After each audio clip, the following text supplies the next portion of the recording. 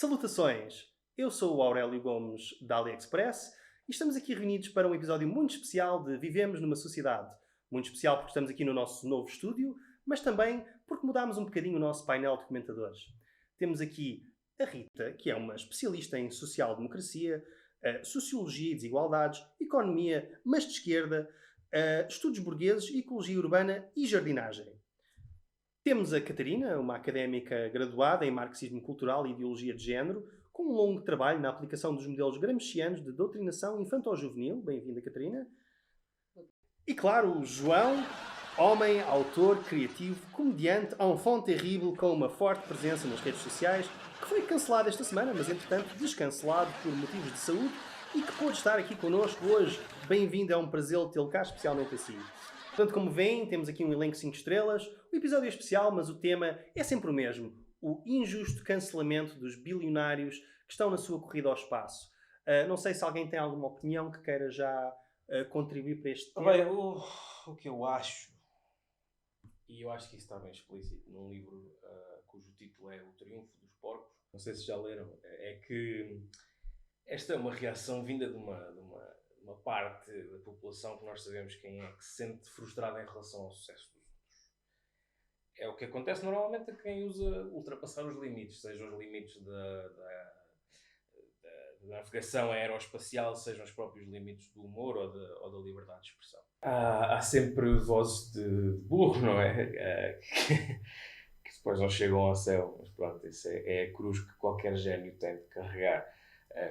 Por amor de Deus, mas já ninguém lê hoje em dia, já ninguém está a par do pulsar da ciência, dos diversos artigos que têm saído, nomeadamente da ProPublica, que mostra claramente que o cidadão comum, o cidadão médio, reles, o cidadão mais básico, como o nosso público, por exemplo, que está lá em casa, paga mais impostos do que o Jeff Bezos. E temos de estar a ter pena dele. Qualquer um de nós e qualquer pessoa, por mais insignificante que esteja a ver lá em casa, paga mais impostos que o Jeff Bezos. O que a Catarina não entende é que nem o Bezos, nem o Branson, esta não é uma vitória deles. Esta é uma vitória de todos nós, da sociedade, da classe média. Porque, enfim, eu sinto que é minha também esta vitória. Sinto que também fui ao espaço porque comprei quase todos os meus livros sobre ecologia social na Amazon. Aliás, socialista. Também eu vesti o fato de macaco azul. E sim, talvez pareça eticamente reprovável, atendendo às condições em que vivem os trabalhadores da Amazon, mas detalhes e pensem nas possibilidades que a nossa classe média abriu para a classe média do futuro. Por amor de Deus, qual progresso científico? Mas não estamos a ouvir a falar? Progresso científico? Isto só mostra o abismo que há entre as classes dominantes e as classes trabalhadoras. Temos de armar os trabalhadores. Isso é que me parece mais do que... Acho que é muito fácil falar, mas, no entanto, estão aqui a trabalhar com os benefícios de teletrabalho e os astronautas estão em pleno Covid a trabalhar fisicamente. Eu acho que me parece óbvio que isto só vai lá quando armarmos os trabalhadores de uma vez, quando incitarmos a revolução. Desculpa, não, é assim, é fácil falar quando estamos aqui no bem bom da Terra em teletrabalho. Mas temos de pensar no nosso proletariado espacial que está neste momento, em tempos de Covid, a trabalhar numa... Poupem-me. Isto é cuspir na cara de toda uma classe média, de um cidadão médio, de um cidadão vulgar. Mais uma vez, as pessoas que nos vêm lá em casa todos os dias A quem são pedidos sacrifícios diários para reduzir e para contribuir para o ambiente, enquanto os 1% está à solta e nada é pedido a 1% em relação às suas emissões, em relação às suas emissões.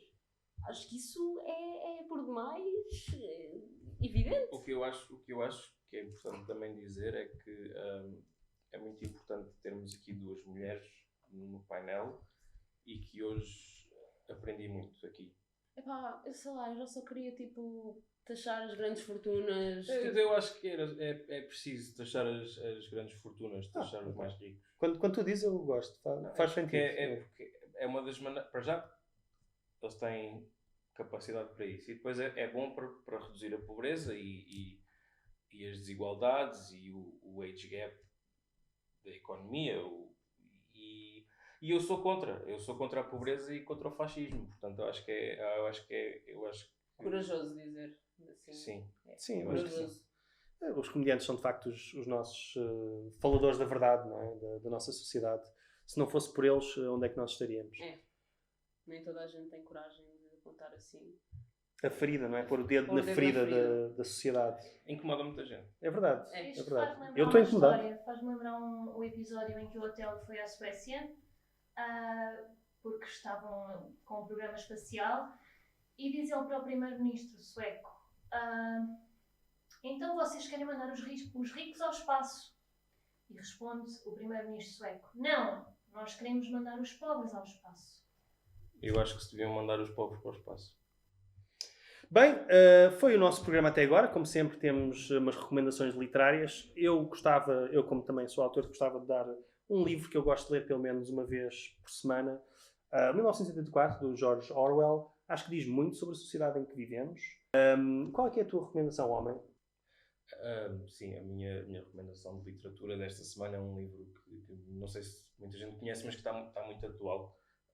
É o 1984, do George Orwell. É um livro que nos diz muito sobre onde é que começa e onde é que acaba a liberdade da matemática e da liberdade do homem, no fundo. Se tiverem a oportunidade de ler, eu recomendo. Excelente conceito. Rita? Bom, olha, eu gostava de sugerir aqui este livro, 1984, do George Orwell. Eu li todas as páginas que aqui estão, são muitas, e li-as todas. Uau. E, enfim, acho interessante, estamos em 2021 e parece que é 1984. Uau, ok. Catarina, por favor. Bom, eu pessoalmente não gosto de partir do princípio que quem nos vê lá em casa sabe ler ou consegue fazê-lo. Acho que isso é um pouco elitista da parte do nosso painel. Portanto, eu trouxe um filme, uma espécie de documentário teórico, que diz muito sobre a sociedade em que vivemos, sobre a luta de classes, que se chama A Vida de Inseto. Todos aqueles que puderem assistir a este filme creio que da Pixar, recomendo muito, e é essa a minha sugestão. Ficamos aqui com a sugestão de um filme da Pixar. Vemos para a semana.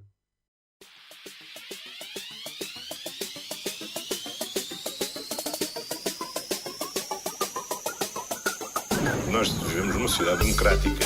Ainda por cima na sociedade em que vivemos. Mas uma sociedade desigual é uma sociedade onde somos todos mais infelizes.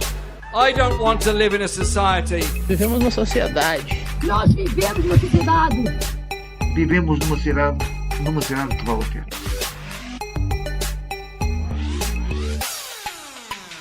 You know, we're living in a society.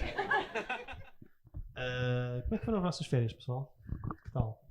Eu não tive férias. Não, estiveste a trabalhar. Estive a trabalhar. Tive Férias do podcast. férias a trabalhar. Não é? Nós não fazemos isto há quanto tempo? Não sei quando é que foi. Foi a nossa Foi em aquela maio. entrevista do Do Sr. Sr. Doutor, o médico de Salazar. Não é? Sim. Foi. Foi em maio. Foi em maio. Portanto, não aconteceu. Nós olhámos para o mundo e dissemos: não vai acontecer nada de maio até agora. E realmente não aconteceu, não é? Não, nada de especial. Não sei. O que é que vocês ocuparam? Nós costumamos gravar quando era às segundas? Segundas Uhum. à tarde. Yeah. Olha, não sei. Acho que não fiz. Essas Não. segundas estão desocupadas agora. Ok. Uau. Um bocado triste.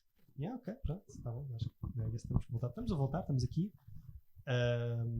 Isto é vivemos numa sociedade especial, pessoal. Espero que vocês se sintam especiais. Neste momento sinto-me muito especial. Tive direito a um skit, que às vezes já não fazíamos há algum tempo. Assim. Temos direito a microfone. Temos direito a microfones, que é raríssimo. Especialmente de segurar. Eu Sim. sinto demasiado tentado a fazer, sabes, tipo 8 Mile, Eminem, etc. Já está um bocado datado, I guess. Mas estamos aqui para o Quantum Leap, não é? Estamos aqui para fazer uma espécie de vivemos numa sociedade especial, intimista.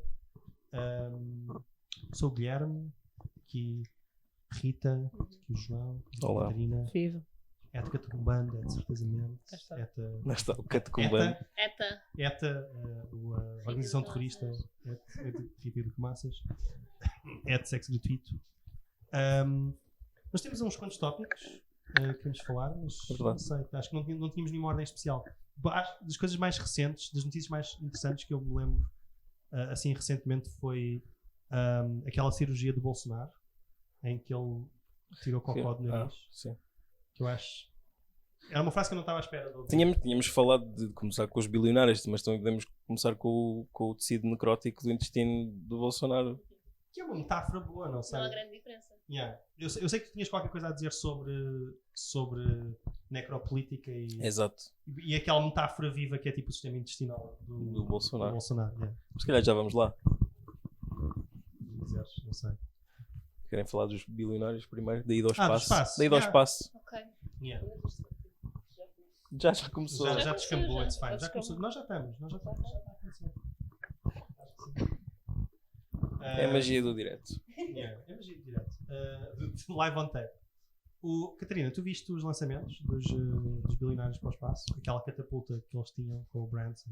Epá, não estive a ver em direto porque sinto Que não era assim tão interessante. sim, ver uma. O que se passou? Alguém entrou lá atrás? Como é que é? Acho que continuamos, acho que é a magia do pseudo-direto. É magia do direto. Mas não vi em direto porque não senti que fosse assim tão novo ver uma máquina gigante queimar combustível, a ir ao espaço 10 minutos e voltar. Não sei se algum. Não achaste que foi um passo muito grande para a humanidade? Eu, pessoalmente, enquanto humanidade, estou um bocado na mesma. É, né? É. Realmente aquele pênis gigante de ferro Não. a subir para o espaço. Da origem azul do Bezos. Não.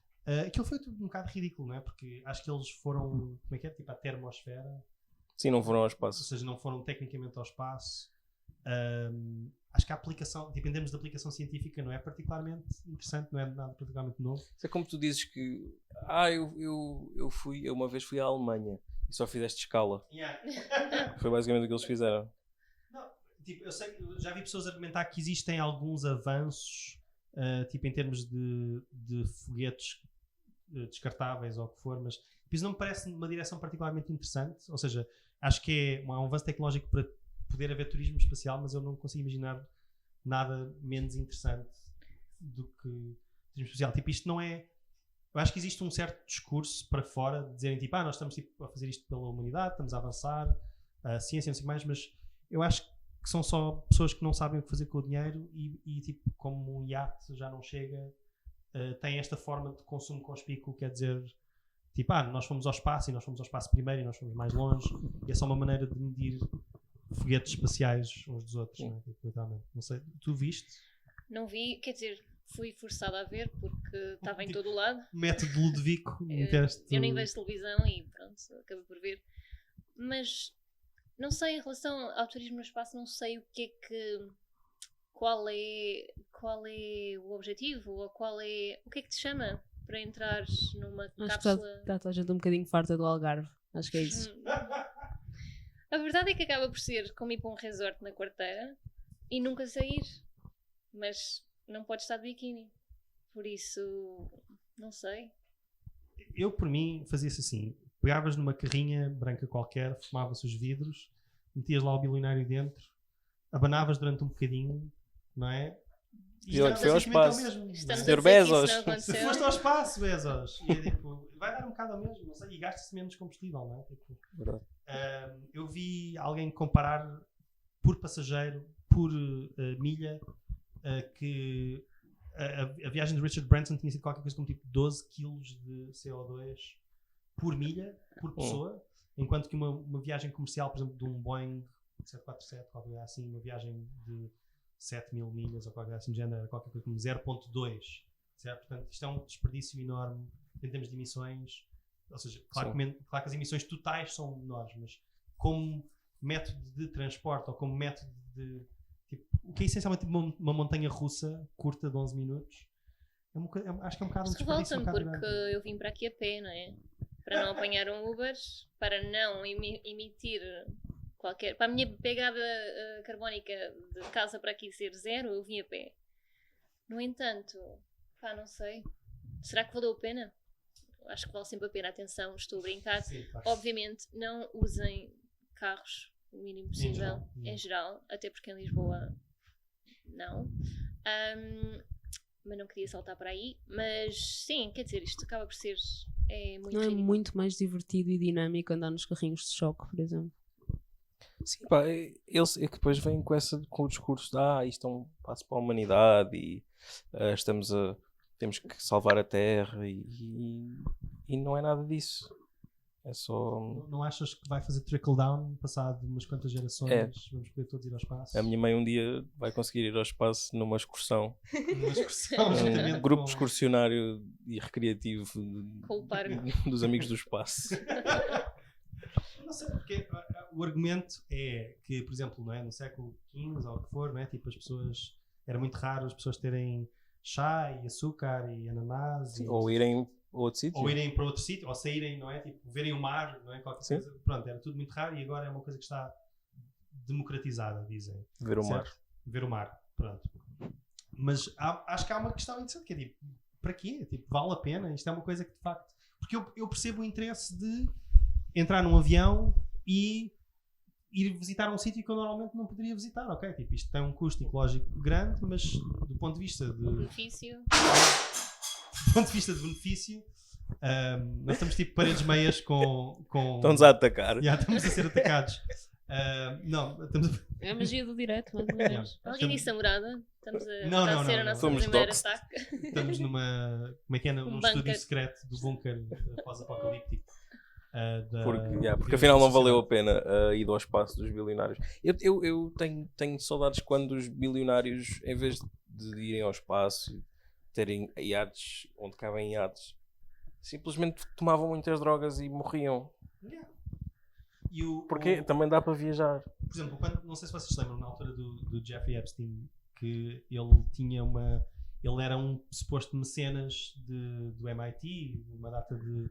E gostava de fazer muitos jantares com o pessoal tipo Steven Pinker e outros supostos públicos intelectuais, Bill Gates, não sei o que mais. E uma das perguntas, ele aparentemente era um bronco, certo? Portanto, ele rodeava-se de pessoas muito inteligentes e não tendo ele acabado a faculdade, andava tipo com um hoodie de Harvard e não sei o que mais, pronto. Mas ele rodeava-se das pessoas supostamente inteligentes e depois fazia-lhes perguntas tipo se é possível usar o semen dele para perpetuar a humanidade, ou seja, tipo, ser ele tipo um Genghis Khan, certo? Povoar a humanidade.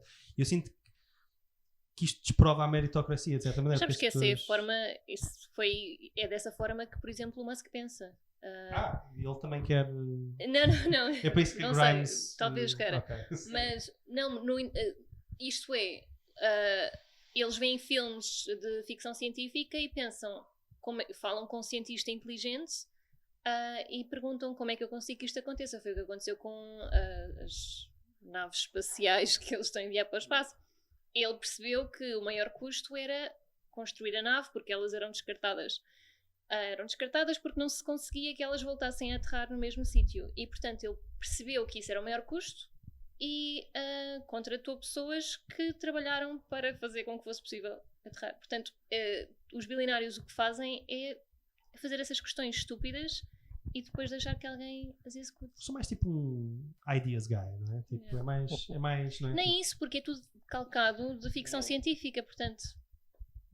Eu acho que, João, tu tinhas uma teoria que era suposto ser tipo o Elysium, mas ao contrário. Ou seja, no Elysium, não sei quem viu o filme, mas tipo os ricos estão no espaço, num paraíso, e a Terra é tipo uma favela enorme.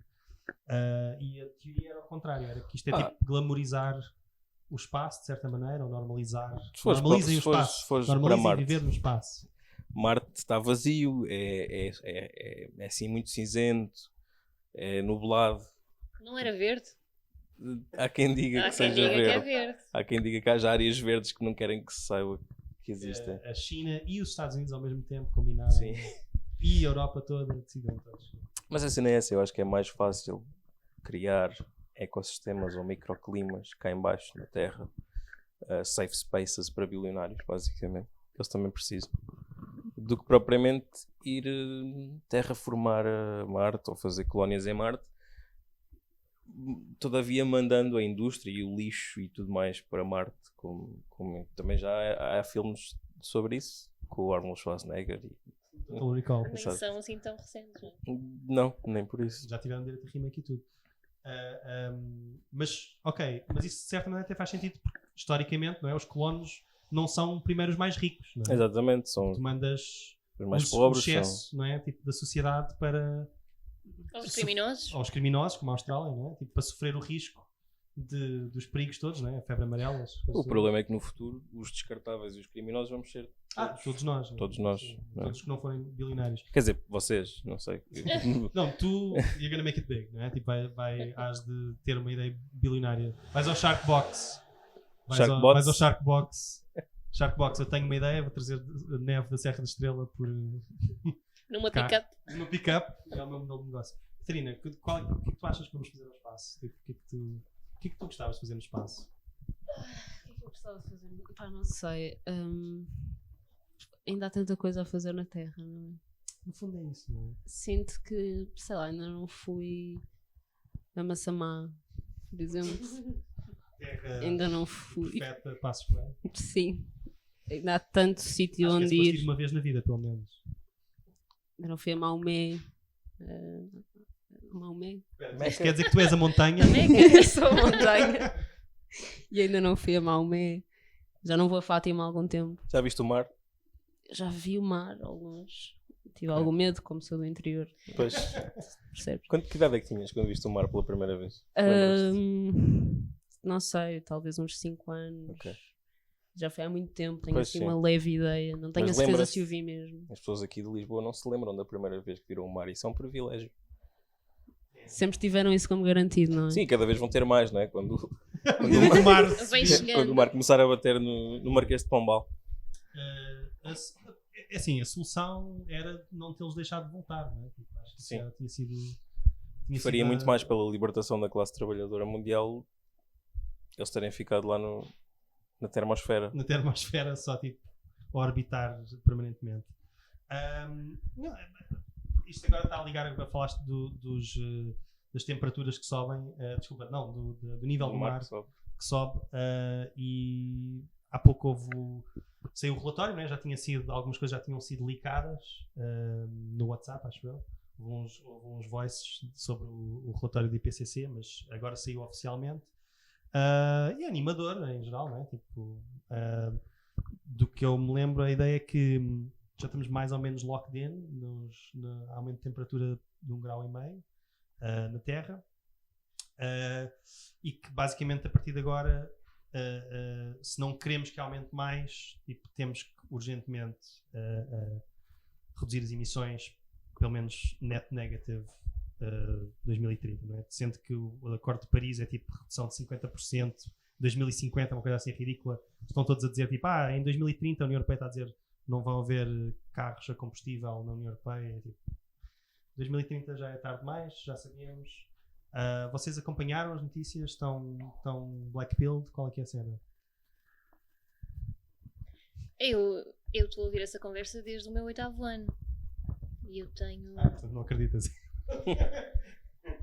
Não, nada disso, não. Eu estou a ouvir essa conversa e acho que estamos exatamente no mesmo ponto. Eu não quero dizer a minha idade, mas já foi há um bocadinho mais do que uma década que eu ouvi esta conversa e achava que iria ser imediato, não é? Nessa altura eu acreditava que existia uma força maior chamada União Europeia.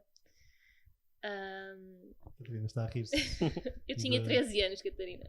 Antes estavas pilada, Não, quer dizer, não particularmente, eu só achava que havia alguém que era capaz de, sei lá, tomar decisões, mas não. Mas houve, por exemplo, quando foi a questão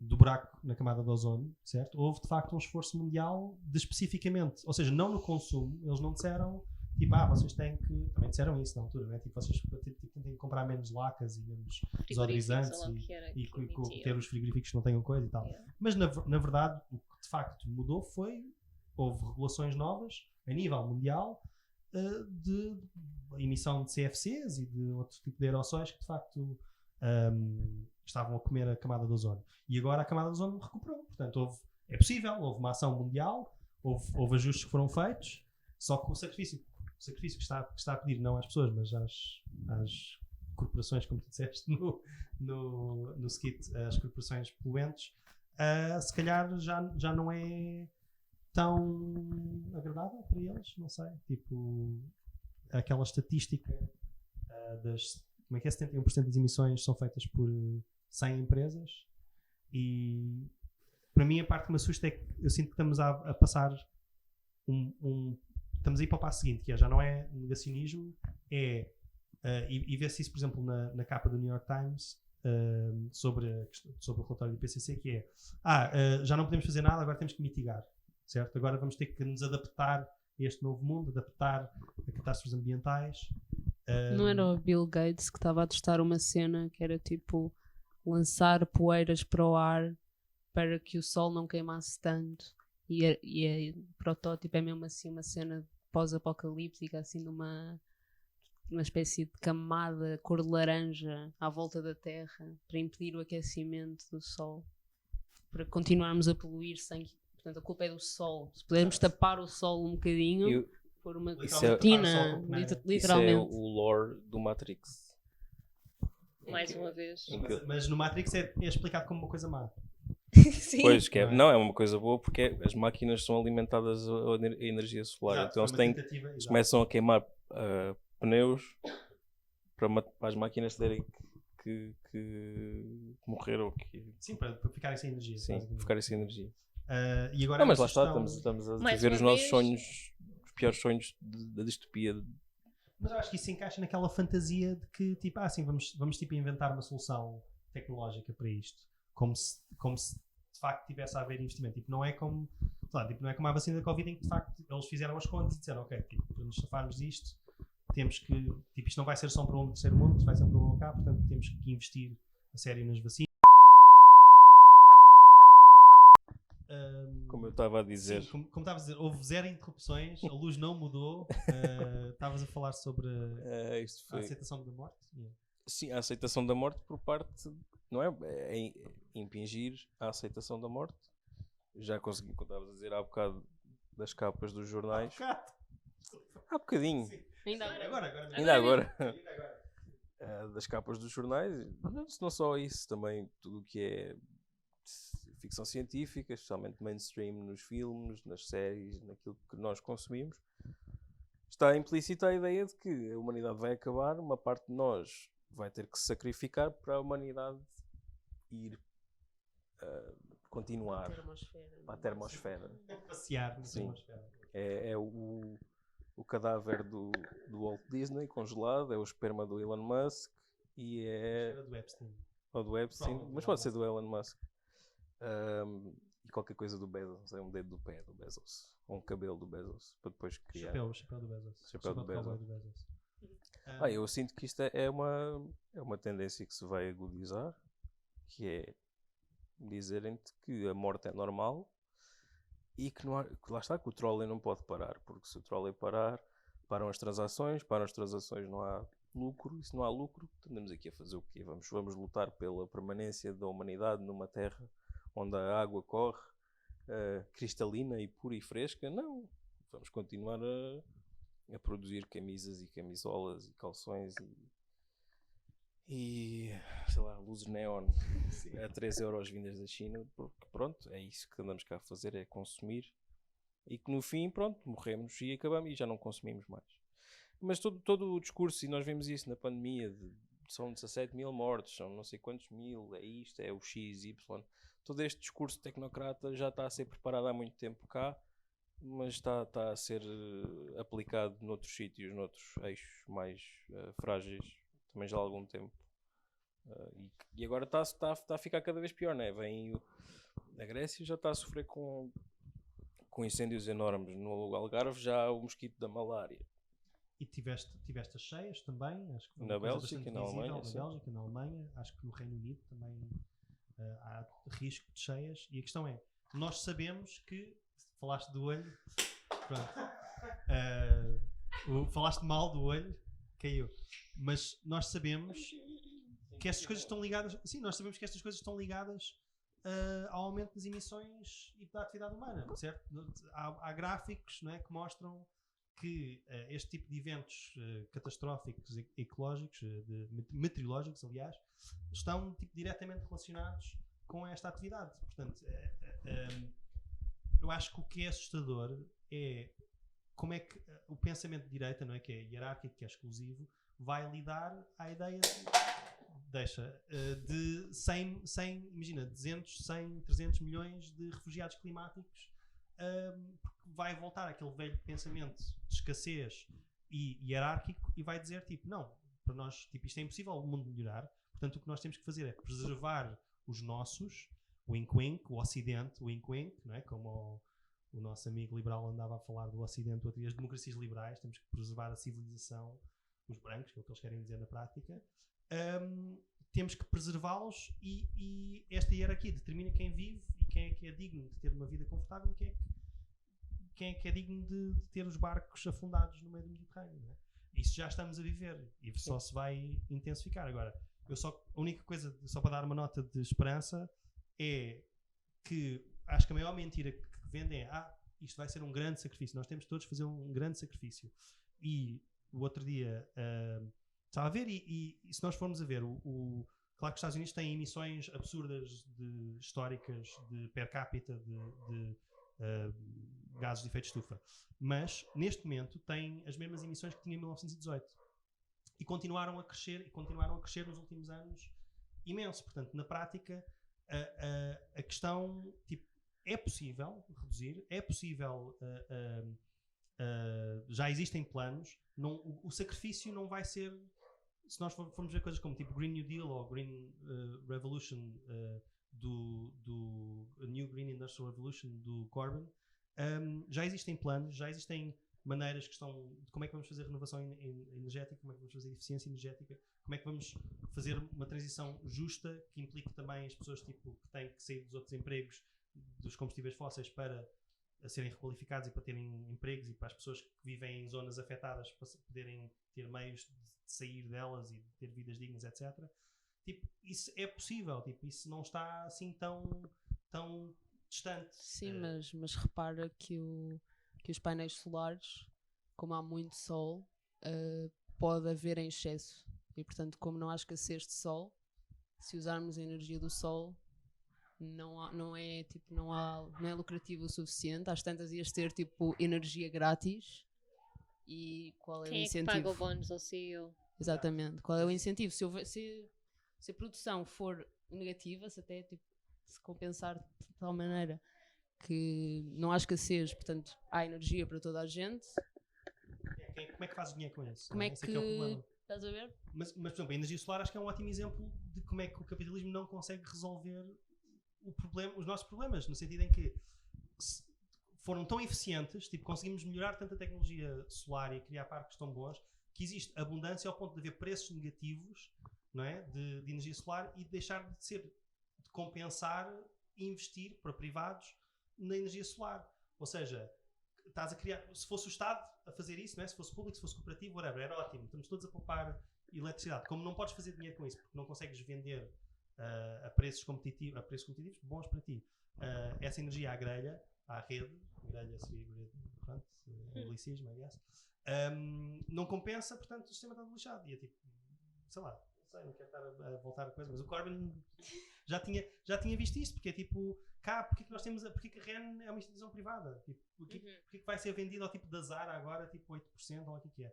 Porque tipo, não há competição possível na REN, tipo, a rede está lá, tipo, não há, ninguém vai fazer uma rede paralela ao lado que é mais eficiente, ninguém tem capital para investir nisso. E a questão é, nós temos as soluções, nós já conseguimos. Tipo, no tempo do Sócrates baixámos imenso. Eu vou defender o Sócrates. Era o que eu ia dizer, o Sócrates foi um grande impulsionador das renováveis neste país. E eu acho que fez de uma maneira que eu... Vinhas a rodar, não esquecer. Fez de uma maneira que eu não... Da música.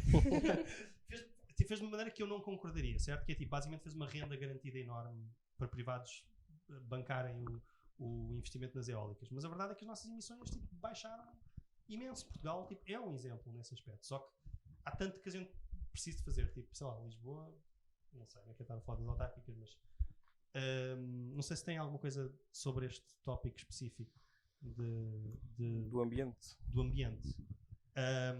Porque lembrou-me a questão, pronto, de um dos várias coisas catastróficos que servem para a pessoa ficar deprimida, é tipo, já destruímos tanto da Amazónia que isto aparentemente é ciclo, não é assim tão catastrófico quanto isso, que é a cena de emitir mais dióxido de carbono do que consome, não é? Porque é suposto ser o pulmão da terra e já está tão destruído em parte por causa das políticas do Bolsonaro.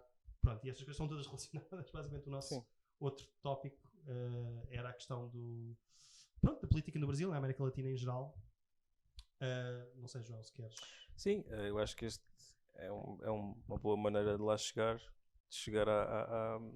ao tema do Brasil na pandemia, porque não só já havia um gabinete de catástrofe, que é o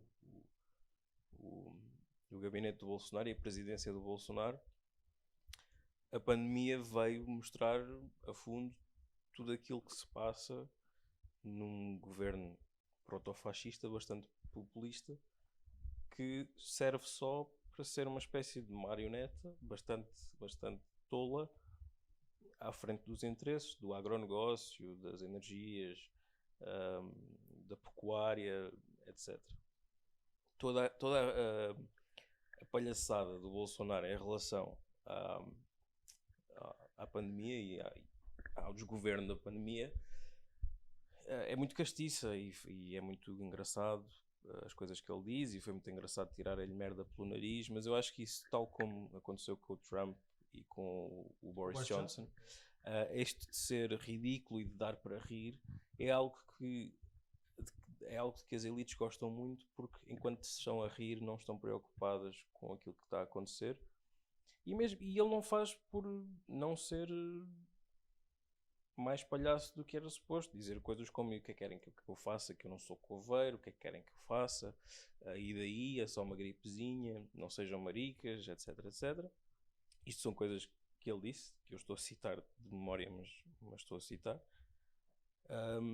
e que são a vanguarda da resignação e da aceitação de um sistema que é um sistema que nós sabemos que foi começado por nós, de escravatura, de colonialismo, de liberalismo económico, que tem as suas bases na exploração colonial portuguesa e os piores lados, o racismo sistémico e a pobreza sistémica, fizeram com que a pandemia fosse quase um esforço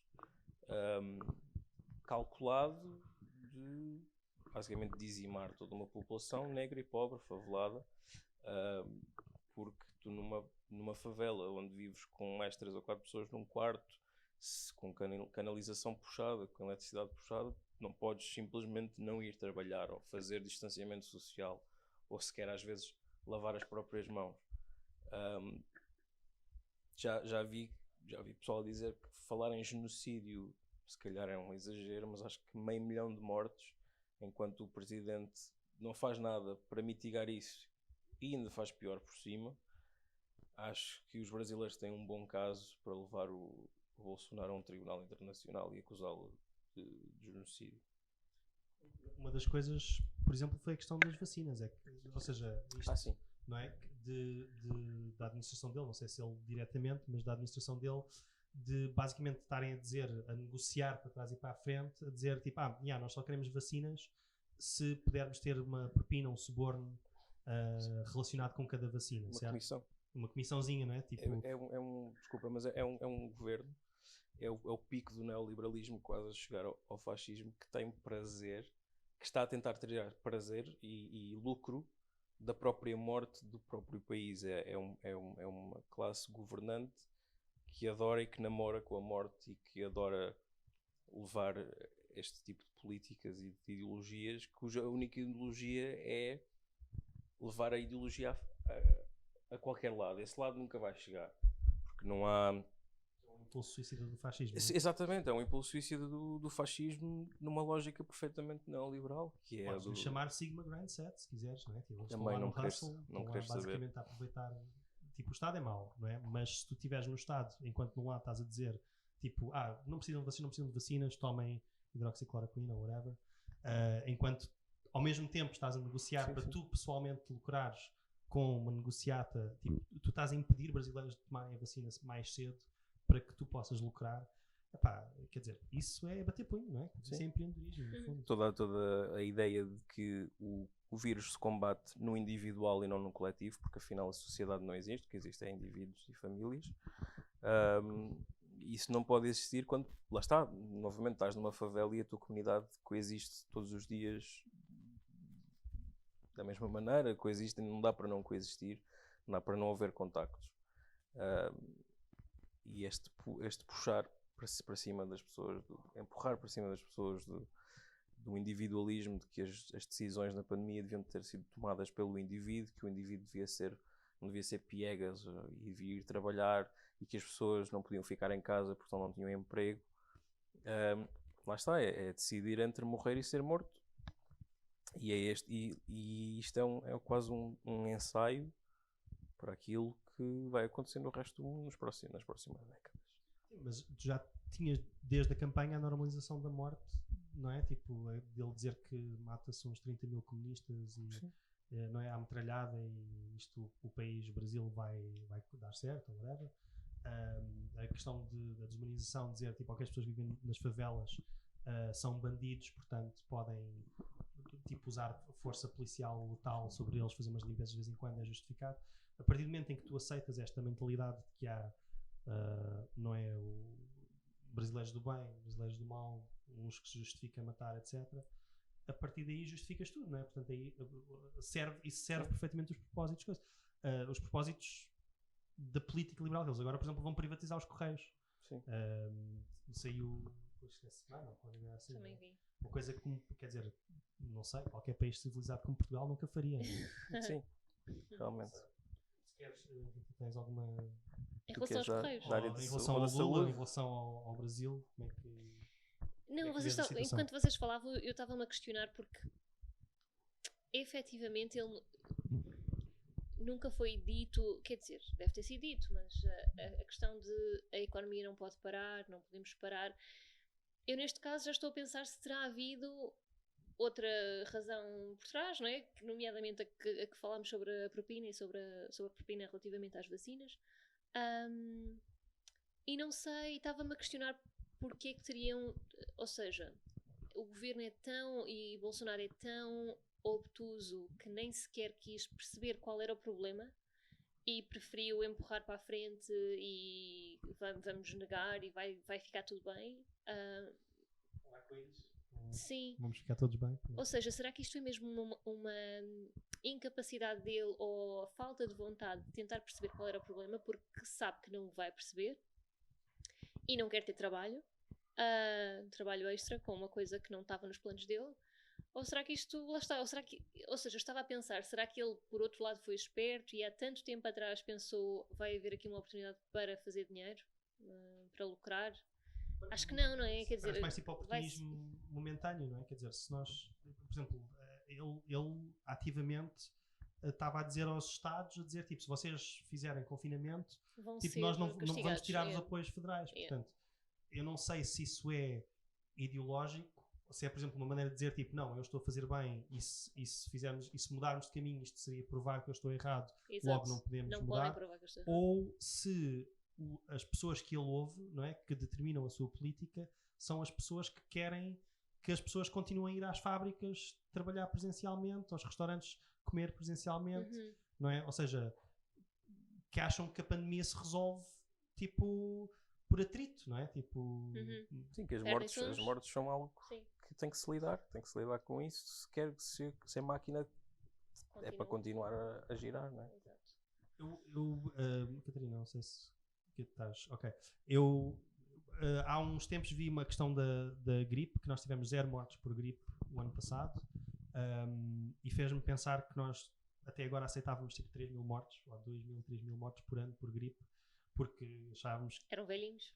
Eram velhinhos e achávamos tipo que vamos usar máscaras, vamos fazer distanciamento. Não é? Isso é coisas que acontecem na Ásia, não é cá? As pessoas usam máscaras e lavar as mãos e não sei quantos. Distanciamento social, já odeio distanciamento social, claramente. O país dos 2 beijinhos.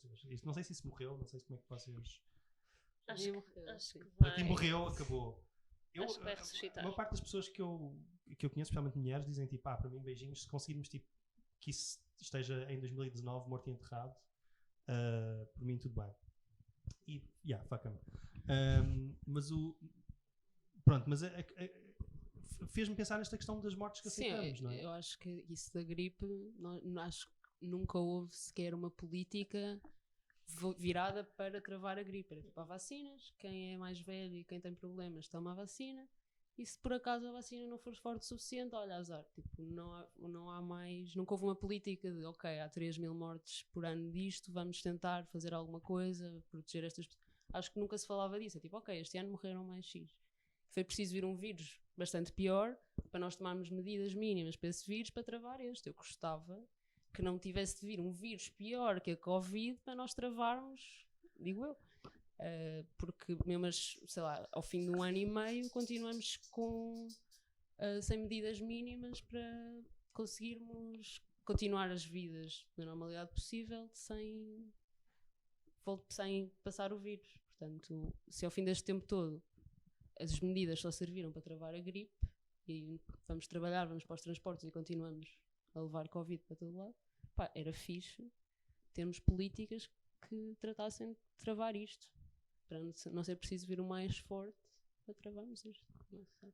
Mas é que se nós virmos, por exemplo, há tantas coisas que nós... O meu medo, certo, é que nós normalizemos um certo número de mortes por Covid. Exato. Como fizemos com a gripe e como fazemos com as pessoas em situação de sem-abrigo. Que nós aceitamos que existe uma solução. Nós sabemos que na Finlândia e há cidades que fizeram experiências em que simplesmente dizem, ok, vamos fazer housing first.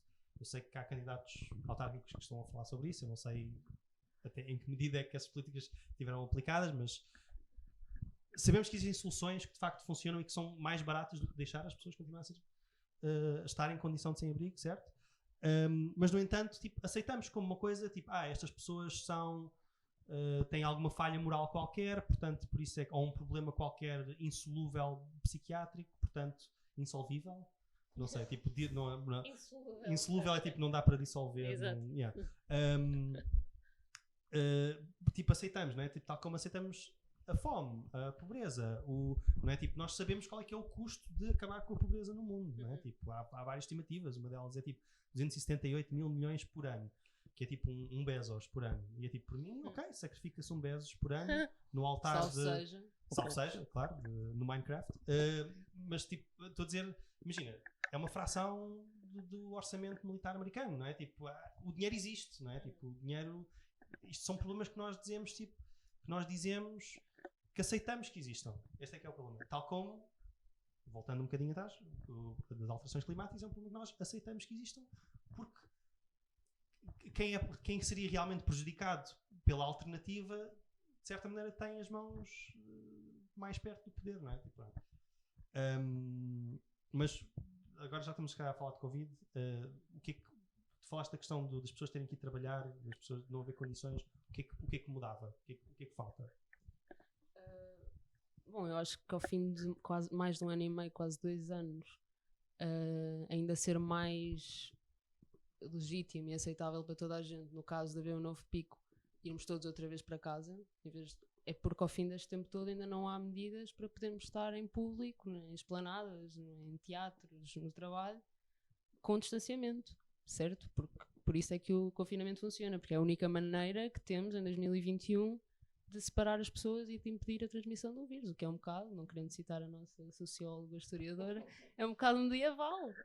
Uma coisa é o primeiro, que está toda a gente impreparada, não há máscaras, não há nada, mas ao fim deste tempo todo, mal há um pico, as próprias pessoas falarem logo, ok, pronto, vamos outra vez todos para casa, é um bocado preocupante, quer dizer que não está a ser nada feito a pensar a longo prazo. Está-se tudo a pensar no dia-a-dia, no máximo no amanhã, mas depois da amanhã já não sabemos bem como é que é. E parece que os governos estão muito mais a gerir quantas mortes é que aceitamos do que bora só tentar impedir mortes, de um modo geral. Mas ok, parece-me que 1000 as pessoas estão ok com isso. Vamos manter aqui no Brasil, já vai. Pronto, meio milhão já é mais ou menos ok. Mas, por exemplo, o certificado digital não é... Que as pessoas estão a dizer isto é uma discriminação, é um apartheid sanitário, mas da maneira como eu interpretei foi, eu pessoalmente, certo, recentemente não tenho sentido, especialmente quando há um pico qualquer, não é? E a pessoa está a ver os números, está a ver as infecções e não sei o que mais, não tenho sentido particularmente seguro. Por exemplo, até sabendo de alguns estudos que no Reino Unido os restaurantes é que tinham o Eat Out to Help Out tinha sido responsável por um dos picos. Sim. Não é? No Reino Unido. Por exemplo, não me estava a sentir particularmente seguro de ir comer fora, ou jantar fora, peço desculpa. Nossas Paulas Bobonas do Twitter.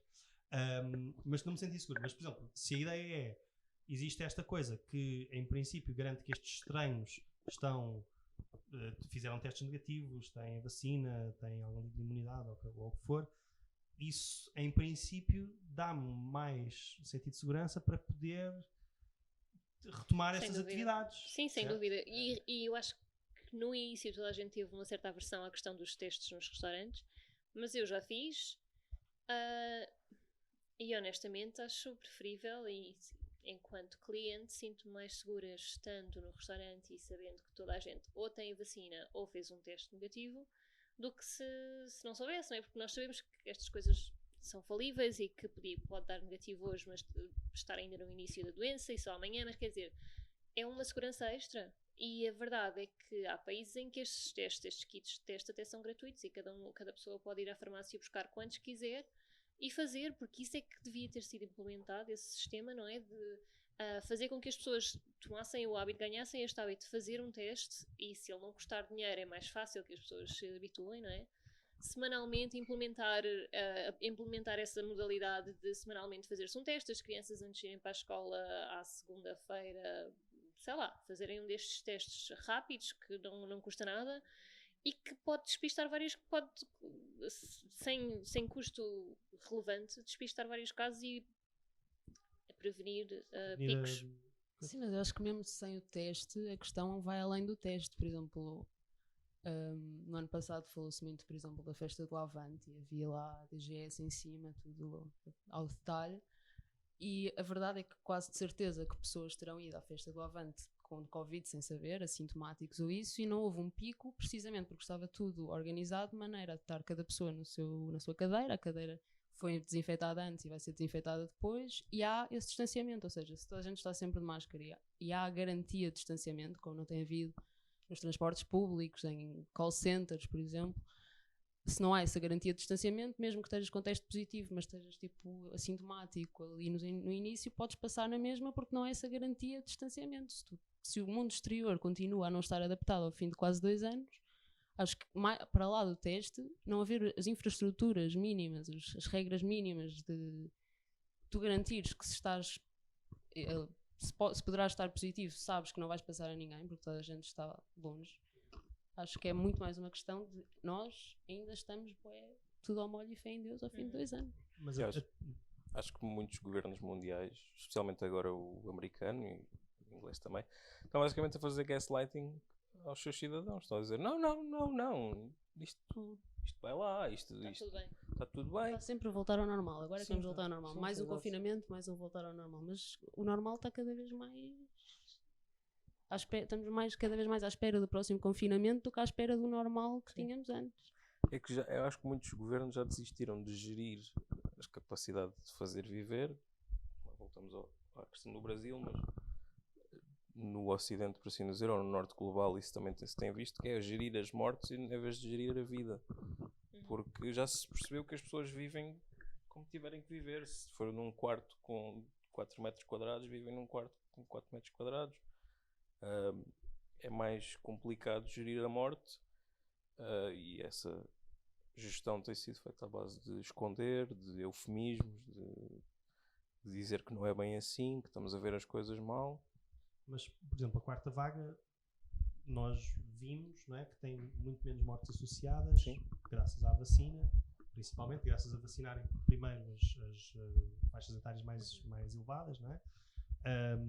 Portanto, um dos argumentos contra o confinamento continuar foi que, já estão a encher os números, a vacinação, Portugal tem sido exemplar, não é? Já estamos quase já temos 70% de primeira dose, à medida, provavelmente quando tiverem a ver isto, que é quando nós estamos a gravar, claro, vai estar mais avançado do que isso, mas ao mesmo tempo já se está a falar, por exemplo, de uma terceira dose, ou a questão da dose da infância, não é? Enquanto, por exemplo, a dose das crianças ou dos adolescentes está uma grande confusão, porque tipo, a DGS não está necessariamente a aconselhar, e tipo, o Marcelo está a fazer pressão, que é uma coisa um bocado ridícula.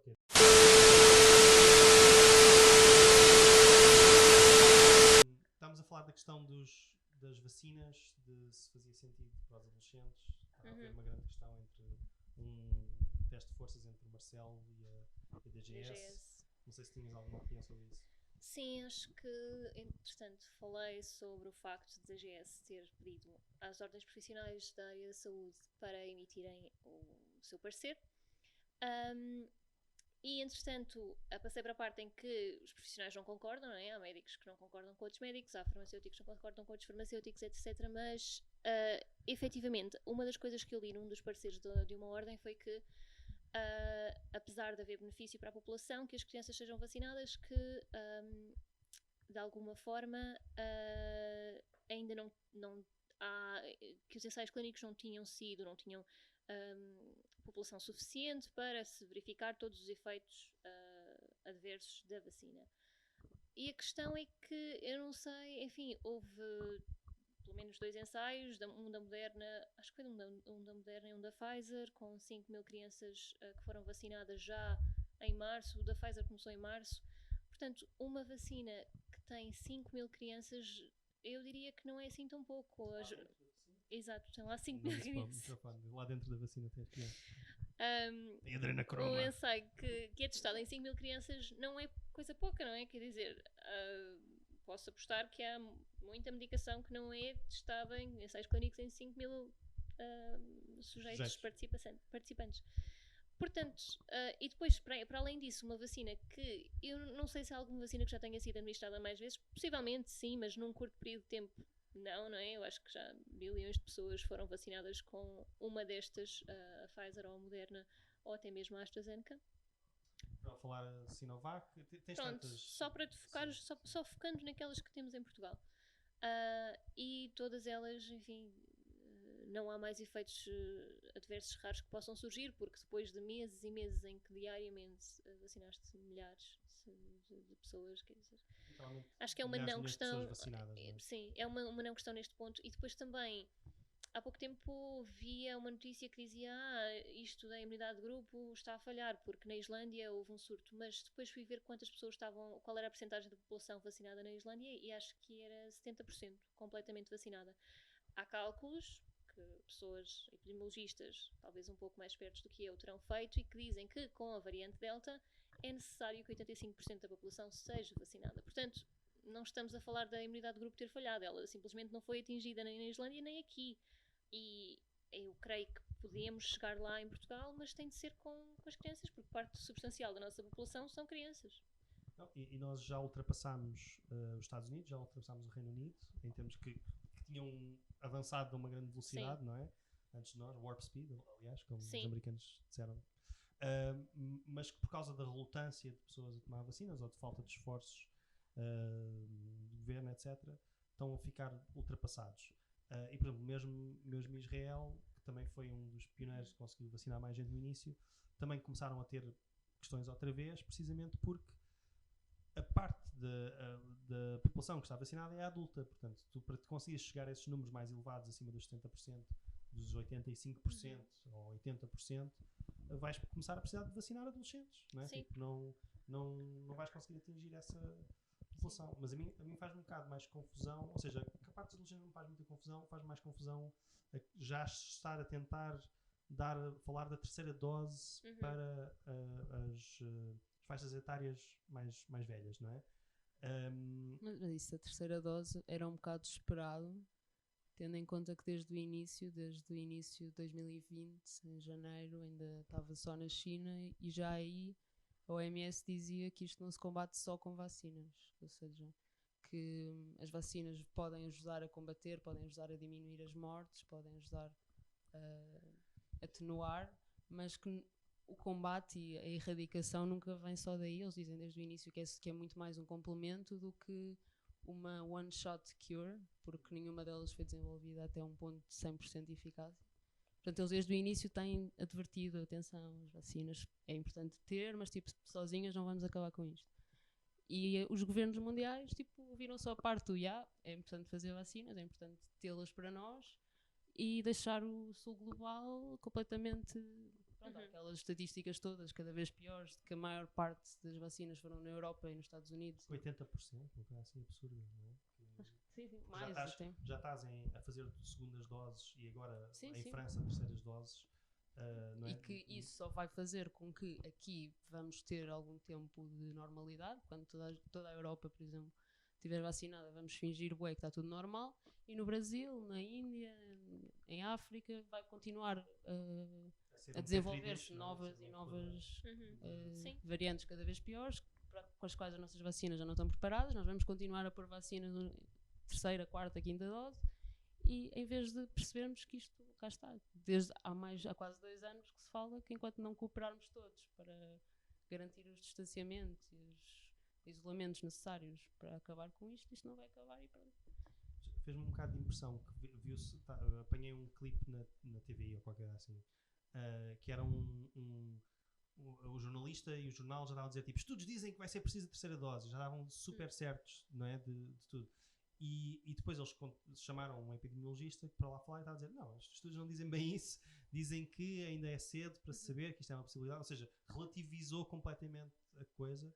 E a verdade é, o bónus adicional que vamos ter da terceira dose, tipo, moralmente até, compensa mais do que uma primeira dose noutro canto da Terra, onde as coisas estão... continuam descontroladas, não é? Quer dizer, depois tu vês aquelas notícias dizer tipo, a Pfizer e a Moderna vão subir o preço das vacinas e a AstraZeneca, que era suposto ter sido, que foi feita com dinheiro público, não é? Que era suposto ter sido, e com pesquisa pública, não é? De Oxford, que era suposto ter sido a vacina para o terceiro mundo e que foi sabotada por França e pela Alemanha, pelos Estados Unidos, não é? Que tentaram pintá-la como insegura. Ou seja, os países da Pfizer e da Moderna, não é? Estás a ver isto e quer dizer, qual é que é o escape disto, não é? Tipo, qual é que é a lição? Será que aprendemos realmente alguma coisa com isto? Eu acho que não. Diria que não. Que este vírus, por todo o consenso dos especialistas desde o início, tem sido, isto só vai lá com cooperação, a competição não vai travar este vírus, ver quem chega mais rápido à vacina, ver quem vacina mais depressa, quem compra mais vacinas, só vai levar a que haja pequenas bolhas que eventualmente vão ser rompidas por novas variantes. Portanto, aquela coisa do Boris Johnson dizer, aí vem, o capitalismo fez-nos ter mais vacinas. Tipo, não está a funcionar, mano. Quer dizer, nos Estados Unidos estão a mandar milhões de vacinas ao lixo porque as pessoas... não é?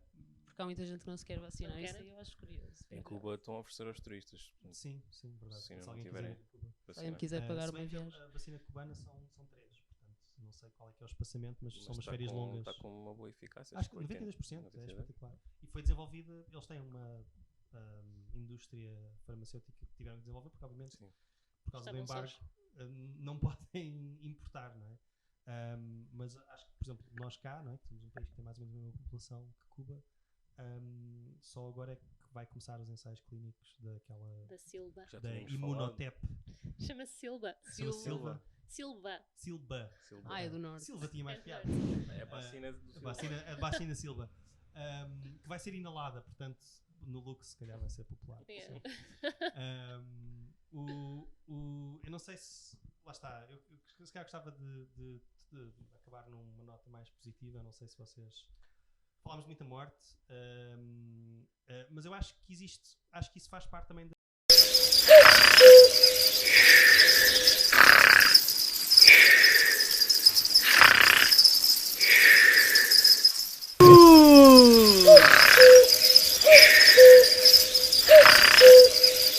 Bem, bem-vindos à quarta e última parte do Vivemos numa Sociedade Especial Quantum Leap, só mesmo para agradecer aos nossos patrocinadores. Ainda voltando à conversa de há bocado, os nossos anfitriões, que era suposto acabar isto numa nota positiva para não estarmos a deprimir as pessoas, não é? Quer dizer, se chegaram a ver até este ponto, se ficaram a meio, ficaram tristes. Que é, se calhar, há uma alternativa a isto, que é o socialismo, é isso? É o comunismo?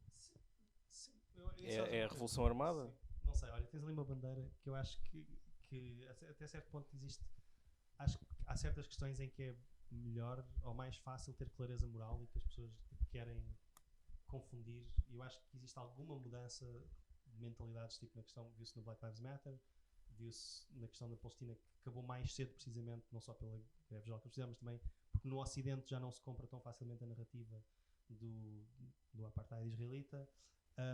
Mas tipo, mesmo a questão de Cuba, também sinto que houve mais desconfiança, que as pessoas, tipo, o mundo está unido, não é, tipo, contra as injustiças e as ilegalidades da ocupação da Palestina. O mundo, tipo, nas Nações Unidas, o mundo está unido contra o embargo de Cuba, não é, tipo, mesmo o nosso Ministério das Nações, dos Negócios Estrangeiros, que é assim um bocado dodgy às vezes, não é, e apoia o Guaidó e não sei mais, tipo, também é a favor de acabar com o embargo do Guaidó. Eu acho que isso é aquelas questões em que tentam-se confundir com questões individuais, morais, a dizer tipo, mas tu és a favor de regime, whatever, e, tipo, isso não interessa, tu tens zero poder sobre isso. O único poder que tu tens é, se calhar como eleitor de Portugal, de continuar a apoiar o fim de um embargo político injusto. Portanto, essa é que é a questão que é prioritária. E mesmo a questão de Israel, tipo, qual é que é o teu poder de dizer tipo, assim, o Hamas é muito mau. Não interessa, o teu poder que tu tens é de um Estado soberano que é Portugal, lidar com um Estado soberano que é Israel e forçá-lo a, tipo, a cumprir as coisas que já acordou, tipo, há 50 anos atrás. Portanto, acho que um pouco de clareza moral e uma alternativa mais cooperativa, digamos, e menos competitiva. Acho que solidariedade, não é? Acho que isso é uma boa solidariedade entre os povos. Sim. Últimas considerações?